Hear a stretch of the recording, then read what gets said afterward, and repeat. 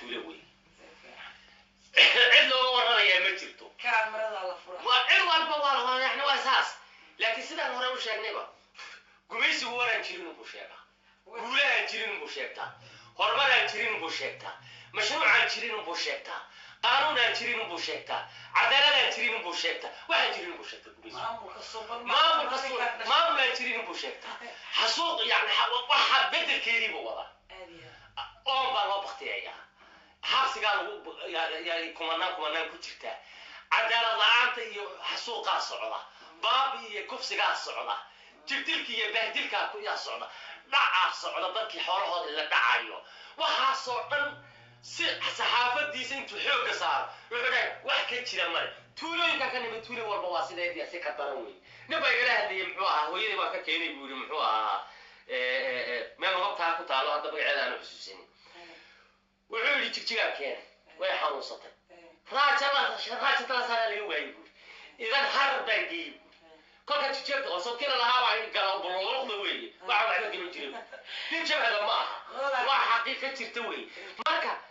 nin baa ilaahay sidaas oo kale wuxuu ku leeyahay war kolka beenta sheegay bas xaqiiqada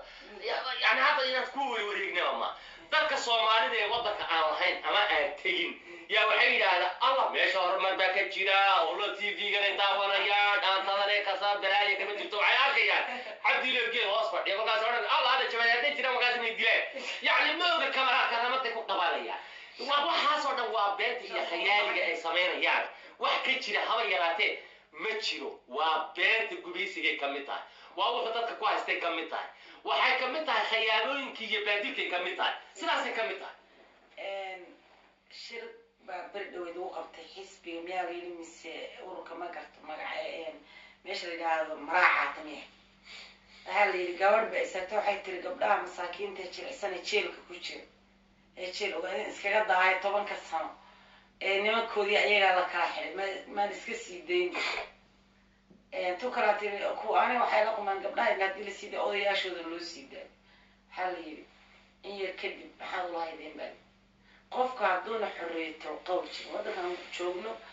maanta oo prime minister ka wadankan caayka wadankina waa in sloogna waa in ka nimaan maxaa dadka dhaaya wadankii dadkii barwaaqo loo qabtay sidan baa la yiri indhooda intooda badan kuma inaan dadka xataa dhalinyaro reer Soomaaliya halkan ka tagayo waa ogtahay galbeed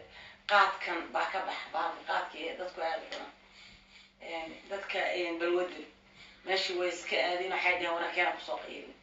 waxay dhahan wiilasheeda ka mid Allah oo saaxiibay wareelo bal waraba suudi aamus hay soo inay waa markaan imaadaan idin waragu balaayada sheegi jirtay ma meeshii ka jirtay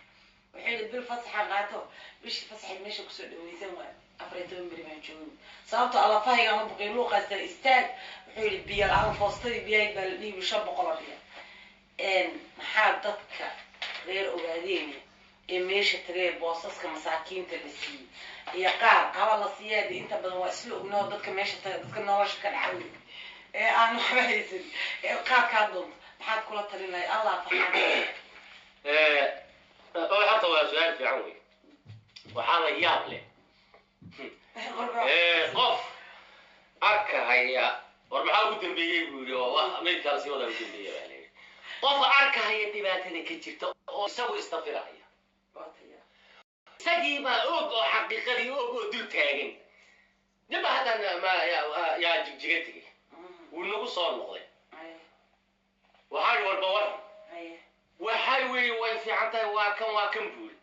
walaalkii oo daadii ka yaraydna jilwaan ku jira ma booqatay baan walaalka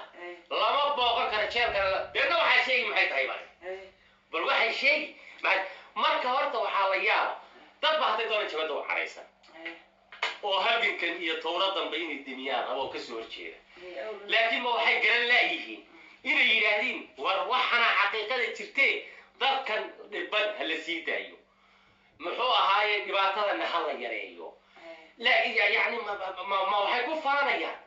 dhibka haysta ayay ku sii faanayaan iyagu ay leeyihiin waxba kama jireen wax dhibi ma jireen حقيقة ما تعالى اللي بلا صوص أولي ما لا صوص أولي إذن هذا يجعل حقيقة دي وهذا كوا قوية شيء